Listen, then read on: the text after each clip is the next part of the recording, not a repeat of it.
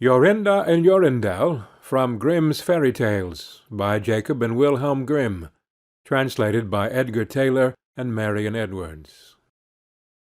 This recording is in the public domain.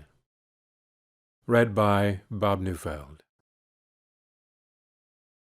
There was once an old castle that stood in the middle of a deep gloomy wood, and in the castle lived an old fairy. Now this fairy could take any shape she pleased. All day long she flew about in the form of an owl, or crept about the country like a cat. But at night she always became an old woman again. When any young man came within 100 paces of her castle, he became quite fixed, and could not move a step till she came and set him free, which she would not do till he had given her his word never to come there again. But when any pretty maiden came within that space, she was changed into a bird, and the fairy put her into a cage, and hung her up in a chamber in the castle. There were 700 of these cages hanging in the castle, and all with beautiful birds in them. There was once a maiden whose name was Jorinda. She was prettier than all the pretty girls that ever were seen before, and a shepherd lad, whose name was Jorindel, was very fond of her, and they were soon to be married. One day they went to walk in the wood, that they might be alone, and Jorindel said, "We must take care that we don't go too near to the fairy's castle." It was a beautiful evening. The last rays of the setting sun shone bright through the long stems of the trees upon the green underwood beneath, and the turtle-doves sang from the tall birches. Jorinda sat down to gaze upon the sun. Jorindel sat by her side, and both felt sad, they knew not why. But it seemed as if they were to be parted from one another for ever. They had wandered a long way, and when they had looked to see which way they should go home, they found themselves at a loss to know what path to take. The sun was setting fast, and already half of its circle had sunk behind the hill. Jorindel on a sudden looked behind him, and saw through the bushes that they had, without knowing it, sat down close under the old walls of the castle. Then he shrank for fear, turned pale, and trembled. Jorinda was just singing, "The ring-dove sang from the willow spray, well-a-day, well-a-day. He mourned for the fate of his darling mate, well-a-day." When her song stopped suddenly, Jorindel turned to see the reason, and beheld his Jorinda changed into a nightingale, so that her song ended with a mournful jug-jug. An owl with fiery eyes flew 3 times round them, and 3 times screamed, "Tu-woo! Tu-woo! Tu-woo!" Jorindel could not move. He stood fixed as a stone, and could neither weep, nor speak, nor stir hand or foot. And now the sun went down, the gloomy night came, and the owl flew into a bush, and a moment after the old fairy came forth, pale and meagre, with staring eyes, and a nose and chin that almost met one another. She mumbled something to herself, seized the nightingale, and went away with it in her hand. Poor Jorindel saw the nightingale was gone, but what could he do?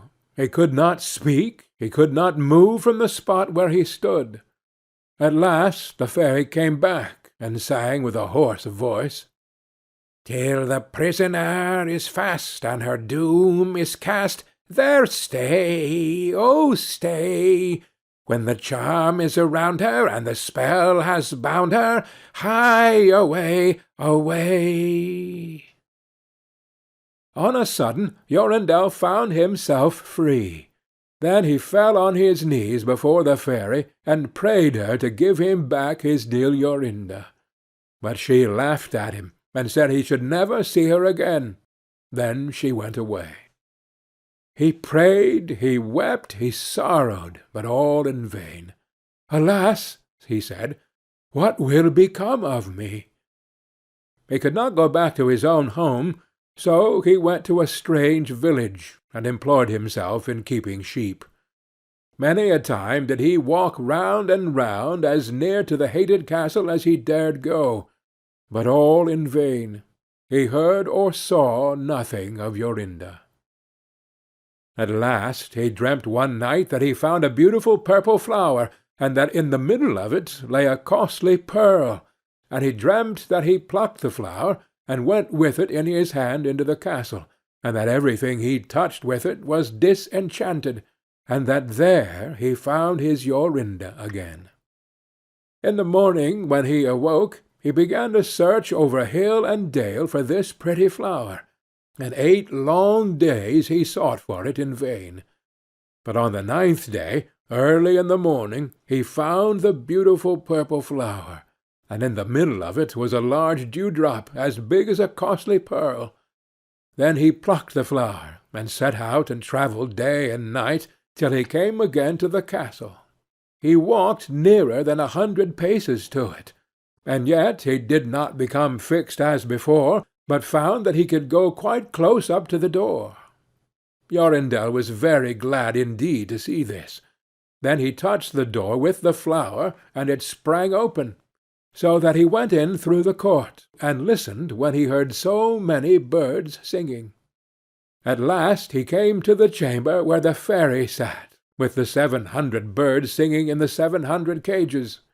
When she saw Jorindel, she was very angry, and screamed with rage. But she could not come within 2 yards of him, for the flower he held in his hand was his safeguard. He looked around at the birds, but alas, there were many, many nightingales, and how then should he find out which was his Jorinda? While he was thinking what to do, he saw the fairy had taken down one of the cages, and was making the best of her way off through the door.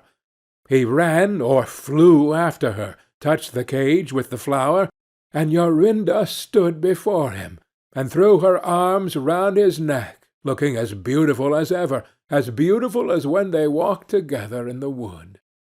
Then he touched all the other birds with the flower, so that they all took their old forms again, and he took Jorinda home, where they were married and lived happily together many years.